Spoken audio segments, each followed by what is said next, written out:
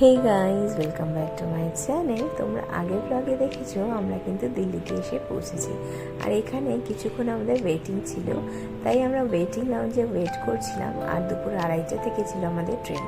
কিন্তু দুঃখের বিষয় হলো সেই ট্রেনটা ছিল আমাদের বেশ কিছুক্ষণ লেট। তাই আমরা ট্রেনটা ক্যান্সেল করে এই দুটো গাড়ি বুক করেছি। এই দুটো গাড়ি করে এবার আমরা যাব চণ্ডীগড়। চলো এবার চণ্ডীগড়ের উদ্দেশ্যে রওনা হলাম দিল্লিকে টাটা করে। আর যেতেই দেখতে পেলাম দিল্লির একটা মেট্রো। আর এখানে কিন্তু একটা ধাবা ছিল, সেখানে আমরা দাঁড়িয়েছিলাম কিছু খাওয়ার জন্য।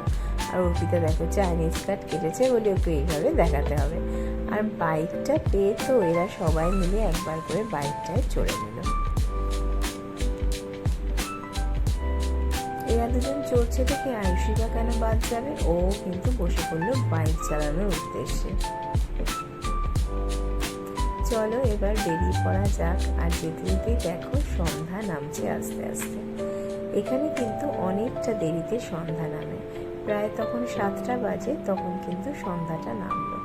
আমরা কিন্তু হোটেলে পৌঁছে গেছি। এটা ছিল আজকে আমাদের চণ্ডীগড়ের হোটেল। আর এই ছিল আমাদের রুমটা ছিল বেশ বড়, ছিল একটা খাট, একটা মিরর, একটা টিভি, আর তার সাথে ছিল অ্যাটাচ বাথরুম। চলো সবাই সুস্থ থেকো, ভালো থেকো। কোথায় যাচ্ছি জানার জন্য অবশ্যই ব্লগগুলো দেখতে থেকো। দেখা হবে আবার পরের ব্লগে। টাটা।